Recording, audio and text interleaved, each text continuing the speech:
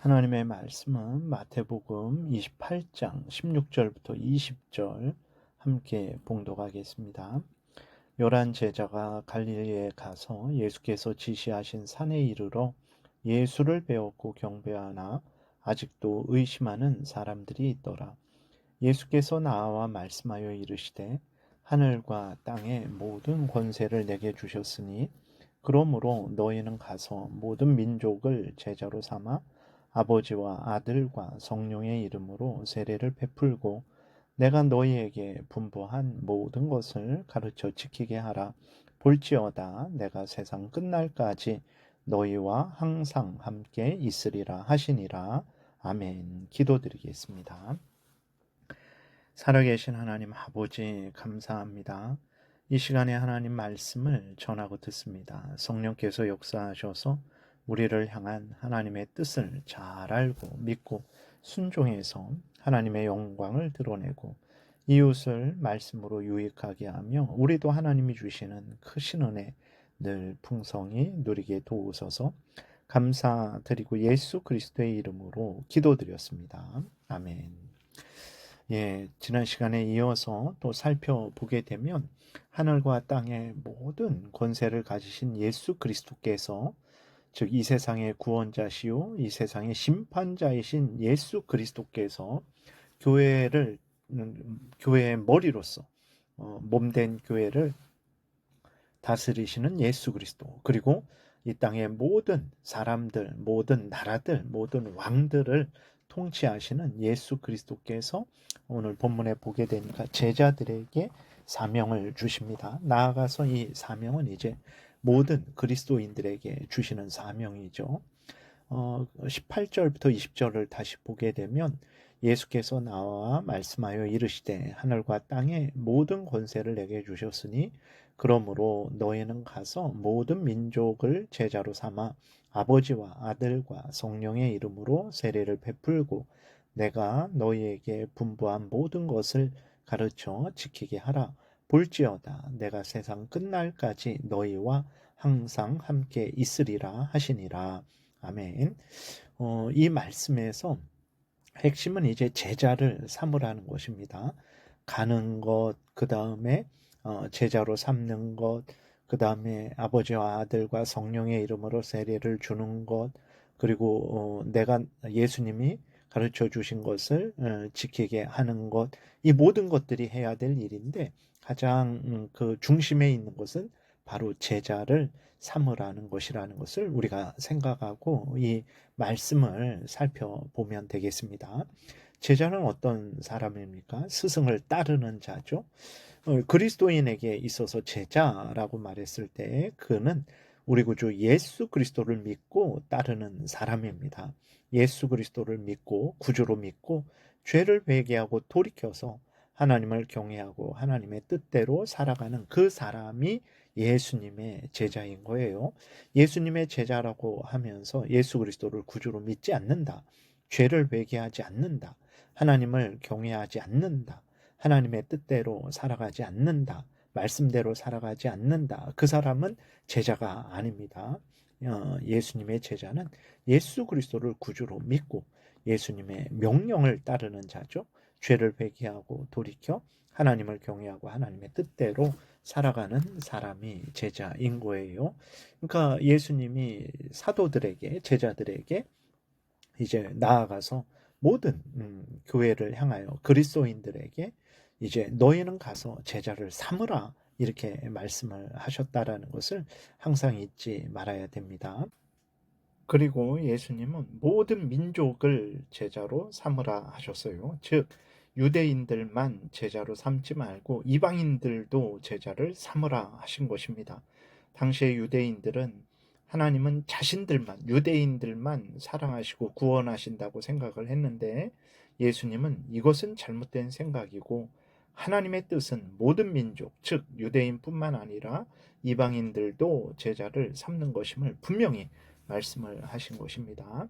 그러므로 교회는, 즉 그리스도인들은 모든 사람들, 즉 오늘날로 말하면 죄인들을, 예수 그리스도를 믿지 않는 자들, 하나님을 경외하지 않고 하나님의 말씀대로 살지 않는 자들을 예수님의 제자, 예수 그리스도를 믿고 죄를 회개하고 돌이켜 하나님을 경외하고 하나님의 뜻대로 살아가는 자로 만드는 사명이 있음을 분명히 믿어야 합니다. 이렇게 교회 그리스도인들이 예수님이 주신 사명을 즉 제자를 삼는 일을 하기 위해서는 어떻게 해야 됩니까? 가야 되는 거죠. 가야 됩니다. 어디로 가야 됩니까? 모든 민족에게, 다시 말해서 불신자들에게 가야 하는 것입니다. 불신자들에게 가서 복음을 전해야 되는 거죠. 불신자는 어디에 있습니까? 우리 가정에도 있고 또 옆집에도 있고 또 다른 나라에도 있어요. 우리는 우리가 갈 수 있는 곳에 가서 불신자가 있는 곳으로 가서 불신자들에게 복음을 전해야 되는 거예요. 그러면 복음이 무엇입니까? 복음은 복된 소리죠. 복된 소식입니다. 무엇이 복된 소식입니까? 인간은 죄로 오염되고 부패되어서 사탄의 종로를 타고 영원한 지옥 형벌을 선고받고 지옥 멸망에 처해져야 되는 존재죠. 그런데 하나님께서 예수 그리스도를 믿으면 죄를 용서해 주시고 죄의 권세에서 죄의 형벌, 지옥에서 건져 주시고 하나님의 자녀 삼아 주시고 천국으로 인도하셔서 하나님과 함께 영생을 누리게 하신다고 말씀을 하셨어요. 이게 복된 소식이지 않습니까? 우리는 사탄과 함께 영원한 지옥불에 들어가야 되는데 예수님 믿으면 하나님이 구원해 주시고 천국에서 하나님의 자녀로서 영생을 영광 중에 누리게 하신다라는 것이 이게 복된 소식이죠. 그래서 간단히 말해서 예수님 믿으면 구원받는다. 예수님 믿으면 천국 간다. 이것이 복음입니다. 그래서 우리가 불신자들에게 가서 복음을 전해야 되는 거예요. 그런데 복음을 전했어요. 우리가 모든 민족에게 가서, 즉 불신자들에게 가서 하나님을 믿지 않는 자들, 자신의 탐욕대로 죄 가운데 살아가는 자들에게 가서 예수 그리스도를 믿으라 그렇게 복음을 전했는데 그들이 어떻게 합니까? 복음을 듣고 예수 그리스도를 믿는 거죠. 예수 그리스도를 구주로 믿고 죄를 회개하고 돌이켜 하나님을 경외하고 하나님의 뜻대로 살아가기로 그렇게 믿고 그렇게 살아가고 간다면 살아가기로 결심을 하면 어떻게 해야 됩니까? 그에게 세례를 줘야 되는 거예요. 세례는 무엇입니까? 씻을 새, 예식례, 씻는 예식이에요. 예수님이 교회에 제정하신 거룩한 성례, 예식이죠. 거룩한 예식이죠. 그러니까 세례는 물을 가지고 사용하잖아요. 무슨 의미입니까? 물이 더러운 것을 씻듯이 예수 그리스도를 믿으면 예수 그리스도의 대속의 공로에 근거해서 하나님이 우리의 죄를 깨끗이 용서해 주신다라는 것을 나타내는 예식이죠. 그러니까 물이 더러운 것을 씻듯이 예수 그리스도를 믿으면 예수 그리스도의 대속의 공로에 근거해 예수 그리스도께서 우리 대신 피 흘리신 그 공로에 근거해서 하나님이 우리의 죄를 용서해 주신다. 우리를 깨끗하게 해 주신다. 라는 것을 나타내는 예식입니다. 다른 표현으로는 이제 하나님이 너는 구원받았다. 너는 예수님의 제자 되었다.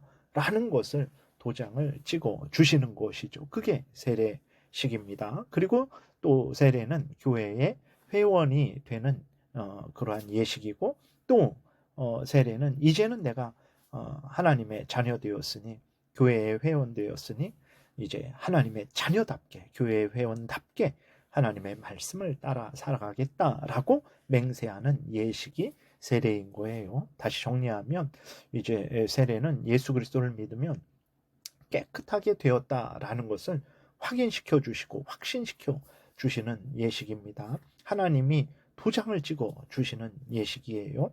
또 교회의 회원이 되었다라는 예식이고 그리고 하나님의 자녀로서 하나님의 자녀답게 살아가겠다라고 맹세하는 예식인 거예요. 그래서 예수 그리스도를 믿는 자들, 다시 말해서 제자된 자들, 제자로서 살아가겠다고 하는 자들에게 세례를 주어서 이제 당신은 예수 그리스도를 믿음으로 죄를 용서받고 정결케 된 자입니다. 하나님의 자녀된 자입니다. 구원받은 자입니다. 이제 교회에 회원된 자입니다.